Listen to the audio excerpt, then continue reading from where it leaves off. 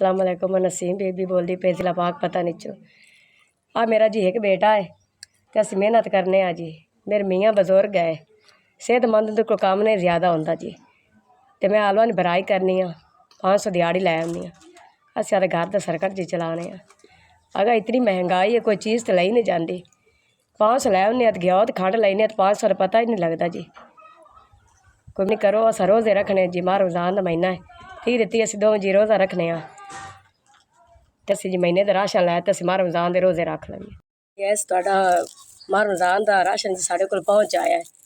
तुहाडा शुक्रिया मेहरबानी। पाक तुहानू घना देवे रंग बाग चलावे। तुहाडी तो दुआ है तो तुहाडी कंपनी इवें चलती रहे तो साढ़े रंगे तो गरीबां की इमदाद कीती रखो।